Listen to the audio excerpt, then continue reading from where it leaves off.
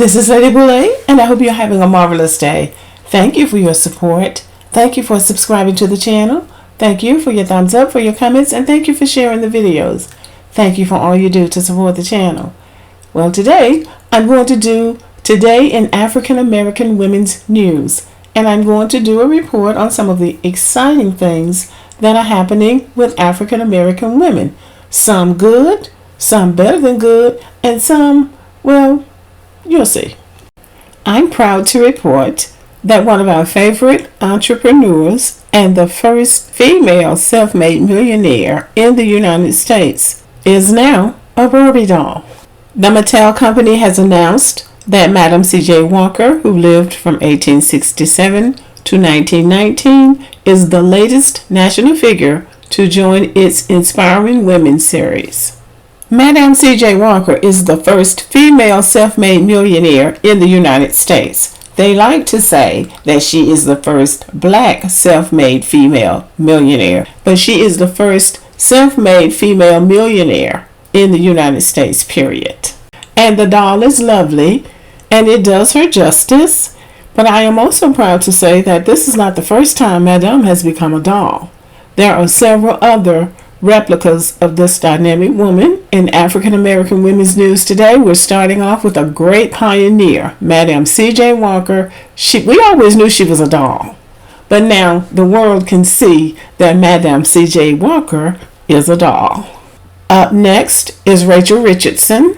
She is a sophomore at Duke University and an outside hitter for the women's volleyball team. Last Friday, her team played a volleyball match at Brigham Young University in Utah.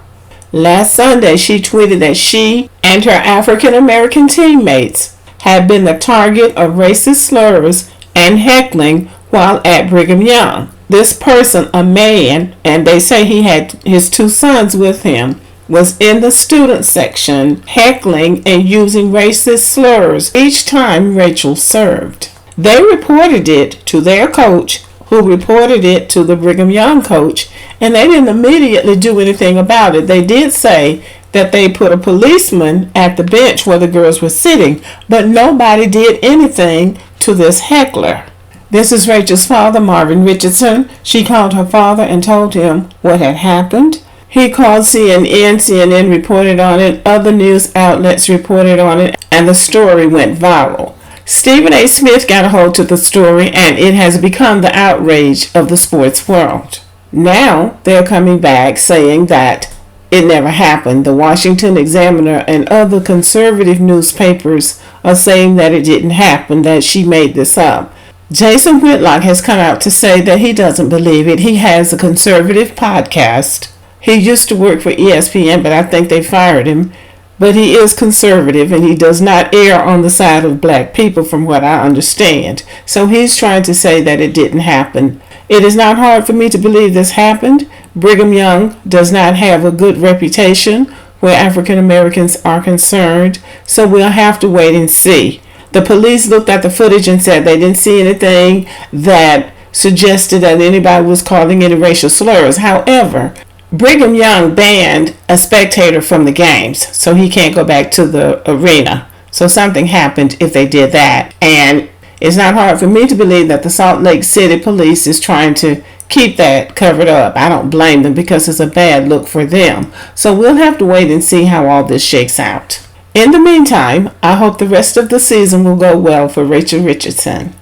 In more hilarious news, Dionne Warwick was mistaken for Gladys Knight at the U.S. Open tennis tournament in Forest Hills, New York. Dionne Warwick, apparently amused, tweeted, "I'm Gladys Knight, and instead of taking that midnight train to Georgia, which is a hit song by Gladys Knight, I won't walk on by, but we'll say a little prayer for you," which were hit records by herself. So Dionne Warwick's not offended, and neither was Gladys Knight. Apparently she was there at the match, and here she is with Anthony Anderson laughing and seemingly having a good time. So I did find that amusing. They don't look anything alike. So whoever the commentator was who thought she was Gladys Knight should take a page out of somebody's book and say, if you don't know what you're talking about, just don't say anything. In even more hilarious news, our girl Stacey Dash apparently just learned that the popular rapper DMX, who has been dead for over a year, died. She just learned that. And so she was crying on social media, grieving over DMX and saying that she was so sad that he was not able to overcome his addiction. But she did inform us that she has been clean for 6 years. So, if you can't say anything good, don't say anything at all. And in that vein, I'm not going to say anything about skin bleaching or the fact that I would not have known who she was if there hadn't been a side-by-side picture of her. Moving right along, in the Don't Count Me Out section of this report, Shacari Richardson has won an important race. She outran Elaine Thompson-Herah in Switzerland. Elaine Thompson-Herah is a Jamaican sprinter, and she's a double Olympic champion. So Shacari Richardson has realized that if she's going to be competitive, she's going to have to not only win some races, she's going to have to beat those Jamaicans. They come to win. So here's Shacari Richardson in one of her flamboyant outfits, looking beautiful in her own way, but also running like she wants to win. So congratulations to Shacari Richardson, and I hope she continues this streak. Hopefully, she has decided to be a competitive sprinter over being a cannabis smoker. Because if she's going to be a sprinter, she's going to have to take it seriously because those Jamaicans don't play. In Black Picture Show news, Regina Hall, one of my favorite actresses, and Sterling K. Brown are starring in the satirical comedy Honk for Jesus, Save Your Soul.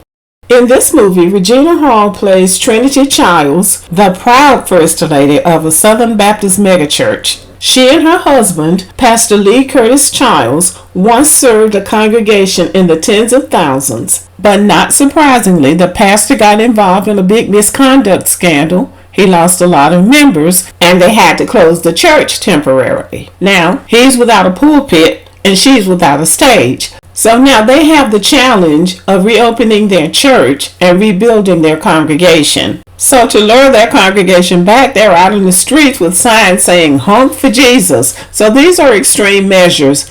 Regina Hall seems to be the real center of this movie. She's the first lady. She likes being on the stage, and even though the marriage is in trouble, she's more interested, or she is as interested in getting back on that pulpit stage as she is in repairing her marriage. So it seems like an interesting movie, and I do intend to watch it. And I don't know what to do with myself news. The rapper, dancer, singer, entrepreneur, and wife of Russell Wilson, Ciara, has launched her own beauty brand called OAM Skin. OAM is an acronym that stands for On a Mission, and she says it's been years in the making, and she's putting this on the market so you can boost your radiance and copy her next level glow. So I guess you could be on the lookout for OAM Skin by Ciara.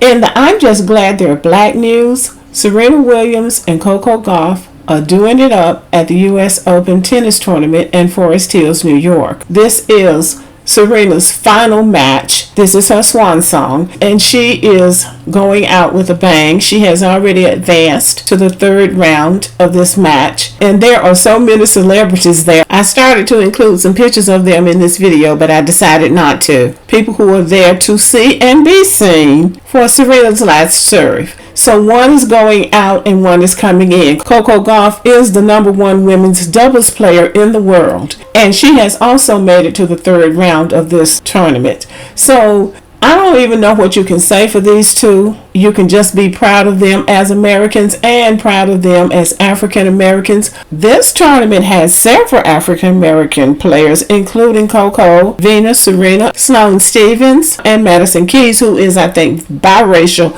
but they're calling her black in the news. So much for that. Coco served the fastest serve of the tournament so far, and the third fastest ever hit by a woman at the U.S. Open. Even she was shocked by her own speed. She tweeted, "Just found out I clocked a serve at 128 miles per hour today. Yo, what?" She shows great confidence when she's winning, but she's only 18 years old, so she's not above crying when she loses. But that's the baby in her, and it's endearing. And I believe that as time goes on, Coco will be as exciting as Serena. And what we can say about Venus and Serena is that if they didn't clear the path for Coco, they certainly made it smoother. So these are just outstanding women, and there's really nothing much to be said for them, except that we are really proud of them as Americans and as African Americans. Last but not least is the adopted black woman, Meghan Markle, who says she finally realized what it was like to be treated like a black woman. So she got over there with those British people, and they gave her the wake-up call that she had never had before. She had been slipping and sliding and sneaking and hiding behind that facade that nobody could figure out who she was. But she met her match when she met that tough crowd over there called the British royal family. But that's not why she's on this report. She's on this report because Meghan managed to piss off Nelson Mandela's grandson. Meghan said in an interview that the South African people were so excited about her and Harry getting married that they were celebrating like they did when Nelson Mandela was released from jail. Now, and you don't have to be a South African to know that that was probably offensive. And so this guy came out, this grandson came out and said, "How dare you?" These are not his exact words, but "How dare you compare my grandfather getting out of prison to free his people to you marrying a white prince?" I think it was pretty correct in that. She has also offended the British royal family by saying that they were so awful to her over there that she's still healing from it. So this is our the adopted half-sister. And so I'm going to report on her to see what she's doing, because she's doing some interesting things. And I'm going to say this about Meghan, and this will be the end. I believe Meghan got some ghetto in her. She's been sliding by, so she's been hiding it, but her hair is nappy at the root. We're going to see. I enjoyed doing this report. I hope you enjoyed it. Let me know what you think. Thank you for listening. Subscribe to the channel. Give me a thumbs up. Leave a comment. Share the video. And as always, have a great day.